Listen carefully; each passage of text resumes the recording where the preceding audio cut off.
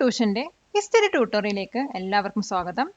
ഇന്നത്തെ ക്ലാസ്സിൽ നമ്മൾ പഠിക്കാൻ പോകുന്നത് chapter 1 moving forward from the stone ഏജിലെ ഫോക്കസ്ഡ് ക്വസ്റ്റ്യൻസുകളാണ്.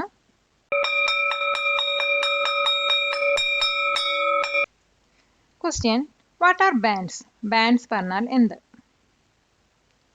100 മെമ്പേഴ്സിന് താഴെയുള്ള ഒരു സ്മോൾ ഗ്രൂപ്പിനെയാണ് ബാൻഡ് എന്ന് പറയുന്നത്. അപ്പോൾ ബാൻഡിലുള്ള മെമ്പേഴ്സൊക്കെ ബ്ലഡ് റിലേഷനുള്ള മെമ്പേഴ്സ് ആയിരിക്കും. ഇതിന് ആൻസർ നമുക്ക് എങ്ങനെ എഴുതാൻ നോക്കാം.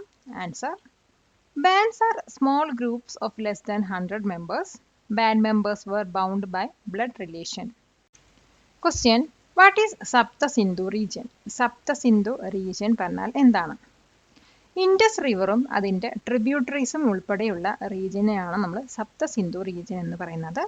അപ്പോൾ ഇതിൻ്റെ ആൻസർ എങ്ങനെ എഴുതാൻ നോക്കാം. Answer: Sapta Sindhu region is the region that includes the Indus River and its tributaries.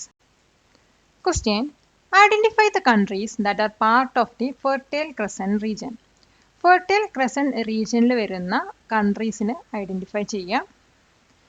അപ്പോൾ ഫെർട്ടൈൽ ക്രസൻറ്റ് റീജിയനിൽ വരുന്ന കൺട്രീസ് എന്ന് പറയുന്നത് Syria, Egypt, Israel, Kuwait, Palestine, Lebanon, Iran എന്നിവയൊക്കെയാണ്. അപ്പോൾ ഇതിൻ്റെ ആൻസർ നമുക്ക് ഇങ്ങനെ എഴുതാൻ നോക്കാം. Answer: Syria, Iraq, Palestine, Lebanon, Israel, Jordan, Kuwait, Turkey, Egypt and Iran. Question: explain the transition from stone age to metal age. Stone ഏജിൽ നിന്നും metal ഏജിലോട്ടുള്ള ട്രാൻസിഷനെ കുറിച്ചിട്ട് എക്സ്പ്ലെയിൻ ചെയ്യുക. ഇപ്പോൾ ഹ്യൂമൻസ് വന്നിട്ട് സ്റ്റോൺ യൂസ് ചെയ്തിട്ടായിരുന്നു ടൂൾസും വെപ്പൺസൊക്കെ സ്റ്റോൺ ഏജിൽ ഉണ്ടാക്കിയിരുന്നത്. പിന്നീട് വന്നിട്ട് ഇവർ കോപ്പർ പോലത്തെ മെറ്റൽ യൂസ് ചെയ്തിട്ടായിരുന്നു ഈ ഒരു ടൂൾസും വെപ്പൺസൊക്കെ ഉണ്ടാക്കിയിരുന്നത്. ഇപ്പോൾ മെറ്റൽ ഏജ് വന്നിട്ട് ഹ്യൂമൻ ടെക്നോളജിയിലുള്ള ഹ്യൂമൻ പ്രോഗ്രസിനെയാണ് റിഫ്ലക്റ്റ് ചെയ്യുന്നത്. അപ്പോൾ ഇതിൻ്റെ ആൻസർ നമുക്കൊന്നുകൂടി വിശദീകരിച്ച് എഴുതാൻ നോക്കാം. Answer: humans used stones to make tools and weapons during stone age. Later humans started using metals like copper instead of stones. Metal age reflects the human progress in technology. Question: name some of the Indo European languages. Indo European languages ഏതൊക്കെയാണെന്ന് name ചെയ്യാം.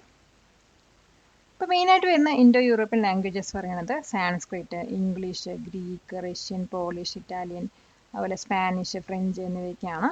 അപ്പോൾ ഇതിൻ്റെ answer നമുക്ക് എങ്ങനെ എഴുതാൻ നോക്കാം. Answer: Sanskrit, Latin, Greek, English, Swedish, Russian, Polish, Italian, Spanish, French and Rumanian are the Indo European languages. ഈ video ഉപകാരപ്പെട്ടുവെങ്കിൽ ലൈക്ക് ചെയ്യൂ, ഷെയർ ചെയ്യൂ.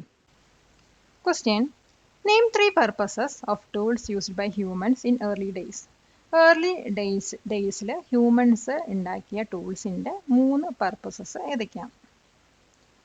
ഇപ്പോൾ ഏർലി ഡേയ്സിൽ ഹ്യൂമൻസ് വന്നിട്ട് സ്റ്റോണും കൊണ്ടായിരുന്നു ടൂൾസൊക്കെ ഉണ്ടാക്കിയിരുന്നത്.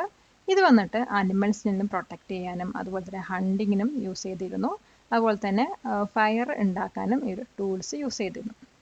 അപ്പോൾ ഇതിൻ്റെ ആൻസർ നമുക്ക് എങ്ങനെ എഴുതാൻ നോക്കാം. Answer: for protecting themselves from animals, for hunting, for making fire. Question: what is bronze? Bronze പറഞ്ഞാൽ എന്താ?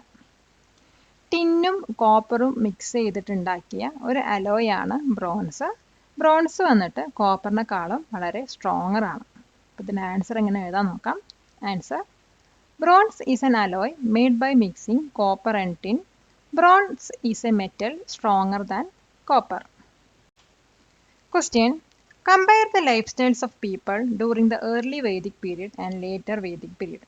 ഏർലി വേദിക് പീരീഡിലും ലേറ്റർ വേദിക് പീരീഡിലുള്ള ജനങ്ങളുടെ ലൈഫ് സ്റ്റൈലിനെ കമ്പയർ ചെയ്യുക. ഇപ്പോൾ ഈ 2 പീരീഡ്സിൻ്റെയും ലൈഫ് സ്റ്റൈൽ, പീപ്പിളുടെ ലൈഫ് സ്റ്റൈൽ എടുത്താൽ കുറേ ചേഞ്ചസ് നമുക്ക് കാണാൻ കഴിയും. ഏർലി വേദിക് പീരീഡ് എടുക്കുകയാണെങ്കിൽ ഡൊമസ്റ്റിക് അനിമൽസ് ബേസ്ഡ് എക്കോണമിയാണ് ഇവിടെ ഉണ്ടായിരുന്നത്. അതുപോലെ തന്നെ വിമൻസിനൊക്കെ ഹയർ സോഷ്യൽ സ്റ്റാറ്റസ് നൽകിയിരുന്നു. ഇവർ വന്നിട്ട് സെമി നോമാഡ്സുകളാണ്. അതുപോലെ നാച്ചുറൽ ഫോഴ്സസിനെയായിരുന്നു വർഷിപ്പ് ചെയ്യുന്നത്. പിന്നെ ഇവർ യാഗാസൊക്കെ നടത്തിയിരുന്നു. അത് വളരെ സിമ്പിളും അതുപോലെ ഫാമിലി ഹെഡായിരുന്നു ഇത് ലീഡ് ചെയ്തിരുന്നത്. ഇനി ലേറ്റർ വേദിക് പീരീഡ് എടുക്കുകയാണെങ്കിൽ അഗ്രികൾച്ചർ ബേസ്ഡ് എക്കോണമി ആയിരുന്നു അവിടെ ഉണ്ടായിരുന്നത്. അതുപോലെ സെറ്റിൽഡ് ആയിട്ടുള്ള ലൈഫായിരുന്നു. പിന്നെ വിമൻസിനൊക്കെ സോഷ്യൽ സ്റ്റാറ്റസ് ഡിക്ലൈൻ ചെയ്തൊരു കാലഘട്ടമായിരുന്നു അത്. പിന്നെ ഇവിടെ വർണ്ണ സിസ്റ്റമായിരുന്നു നടന്നിരുന്നത്. അതായത് ബ്രാഹ്മിൻസ് ആണ് ഏറ്റവും സ്ട്രോങ്ങർ ആയിട്ടുള്ള ആളുകൾ. അതുപോലെ യാഗാസ് ഒക്കെ വളരെ കോംപ്ലിക്കേറ്റഡ് ആയിരുന്നു. അത് ചെയ്തിരുന്നത് ബ്രാഹ്മിൻസ് ആയിരുന്നു. പിന്നെ ഇവർ വർഷിപ്പ് ചെയ്തത് ഗോഡിനെയും ഗോഡസസിനെയൊക്കെ ആയിരുന്നു. അപ്പോൾ ഇതിൻ്റെ ആൻസർ നമുക്ക് ഒന്നും കൂടി ഇങ്ങനെ വിശദീകരിച്ച് എഴുതാൻ നോക്കാം. Answer: There were many changes in the lifestyles of people in these two periods. Early Vedic period, mainly in Sapta Sindhu region, economy based on domestic animals, semi-nomads, higher social status for women. The society consists of tribes. Yagas were simple and done by family head, worshipped natural forces.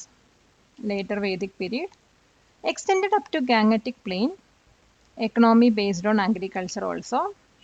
Settled life, the social status of women declined. The Varna system became stronger. Yagas were complicated and done by Brahmins. Worshipped other gods and goddesses. Question: Write a short note on Vedic literature. Vedic literature നെ കുറിച്ചിട്ട് ഒരു short note എഴുതാം. വേദ എന്ന് പറഞ്ഞാൽ knowledge എന്നാണ് അർത്ഥം. 4 വേദാസാണ് ഉള്ളത്. അതായത് ഋഗ്വേദ, യജുർവേദ, സാമവേദ ആൻഡ് അഥർവ വേദാസ്. അതിൽ ഋഗ്വേദയാണ് ആദ്യത്തെ വേദ വരുന്നത്. ഇപ്പം വേദാസ് കൂടാതെ ബ്രാഹ്മണാസ്, അരണ്യകാസ്, അതുപോലെ ഉപനിഷത്സ് ഒക്കെ വേദിക് ലിറ്ററേച്ചറിൻ്റെ ഒരു ഭാഗമാണ്. അപ്പോൾ ഇതിൻ്റെ ആൻസർ നമുക്ക് എങ്ങനെ എഴുതാൻ നോക്കാം. Answer: Veda means knowledge. There are 4 Vedas named Rigveda, Yajurveda, Samaveda and Atharva Veda. Rigveda was the first one. Apart from Vedas, Brahmanas, Aranyakas, Upanishads are also part of Vedic literature. These are the important source of information about Vedic period. ഇതുപോലുള്ള വീഡിയോകൾക്കായി top ട്യൂഷൻ്റെ ഈ channel subscribe ചെയ്യൂ. Question: What were the different stages in the use of tools? Tools use ചെയ്യുന്നതിൽ വരുന്ന different stages ഏതൊക്കെയാണ്? അപ്പോൾ tools use ചെയ്യുന്നതിൽ മെയിനായിട്ട് 3 സ്റ്റേജസ് ആണ് വരുന്നത്. അതിൽ ആദ്യത്തെ സ്റ്റേജ് പറയുന്നത് യൂട്ടിലൈസേഷൻ. ഇതിനകത്ത് എന്താ പറയുന്നത് വെച്ചാൽ നമുക്ക് അവൈലബിൾ ആയിട്ടുള്ള സ്റ്റോൺസ് അതിൻ്റെ ഷേപ്പ് ഒന്നും മാറ്റാതെ അതേപടി യൂസ് ചെയ്യുന്നതിനെയാണ്. സെക്കൻഡ് വന്നിട്ട് ഫാഷനിങ് ആണ്. അതായത് നമുക്ക് അവൈലബിൾ ആയിട്ടുള്ള സ്റ്റോൺസിനെ അതിൻ്റെ ഷേപ്പ് ചേഞ്ച് ചെയ്തിട്ട് നമ്മുടെ ആവശ്യത്തിനനുസരിച്ചും യൂസ് ചെയ്യുന്നതിനാണ്. പിന്നെ വരുന്നത് സ്റ്റാൻഡർഡൈസേഷൻ ആണ്. അതായത് ഓരോ പർപ്പസിനും സ്പെസിഫിക് ആയിട്ടുള്ള ടൂൾസ് ഉണ്ടാക്കുന്നതാണ്. അപ്പോൾ ഇതിൻ്റെ ആൻസർ നമുക്ക് ഇങ്ങനെ എഴുതാൻ നോക്കാം. Answer: There are 3 main stages in the use of tools. First one, utilization, using available stones without changing their shape. Second one, fashioning, using available stones by changing the shape according to the need. Third one, standardization, make specific tools for each purpose. Question: Describe star car. Star കാറിനെ കുറിച്ചിട്ട് describe ചെയ്യുക. North east ഇംഗ്ലണ്ടിൽ കാണപ്പെടുന്ന ഒരു temporary mesolithic settlement ആണ് star car എന്ന് പറയുന്നത്. ഇവിടെ വന്നിട്ട് പഴയ കാലത്ത് സ്റ്റോൺസിൻ്റെയും ബോൺസിൻ്റെയും ഒക്കെ ഓർഗാനിക് റിമെയിൻസ് നമുക്ക് കാണാൻ കഴിയുന്നു. അതേപോലെ തന്നെ പണ്ടത്തെ കാർപ്പൻട്രി സ്കിൽസിന്റെ ഒരു എവിഡൻസൊക്കെയാണ് ഈ ഒരു സ്ഥലത്ത് നമുക്ക് കാണാൻ കഴിയുന്നത്. അപ്പോൾ ഇതിന്റെ ആൻസർ നമുക്ക് എങ്ങനെ വിശദീകരിച്ച് എഴുതാൻ നോക്കാം. Answer: star car is a Mesolithic temporary settlement in northeast England. It is known for its organic remains of stone and bone. It also provides evidence of early carpentry skills. Question: Describe Sarai Nehar Rai Mesolithic Center. Sarai Nehar Rai Mesolithic Center നെ കുറിച്ചിട്ട് describe ചെയ്യുക. സറായ് Nehar Rai mesolithic centre വന്നിട്ട് ഉത്തർപ്രദേശിലാണ് locate ചെയ്തിരിക്കുന്നത്. ഇവിടെ നമുക്ക് മൈക്രോലിറ്റ്സ്, അതുപോലെ toll ആയിട്ടുള്ള human bones, അതുപോലെ ബോസ്, ആരോസിന്റെ റിമെയിൻസ് ഒക്കെ കാണാൻ കഴിയും. അതോടൊപ്പം പണ്ടത്തെ കാലത്ത് സീഡ് കളക്ട് ചെയ്തിട്ടുണ്ടായിരുന്നതും അതുപോലെ അത് സ്റ്റോർ ചെയ്തിട്ടുണ്ടെന്നുള്ള എവിഡൻസ് ഒക്കെ നമുക്ക് ഇവിടെ നിന്ന് കിട്ടുന്നതായിരിക്കും. അപ്പോൾ ഇതിന്റെ ആൻസർ നമുക്ക് എങ്ങനെ എഴുതാൻ നോക്കാം. Answer: Sarai Nehar Rai is a Mesolithic site in Uttar Pradesh located by an oxbow lake.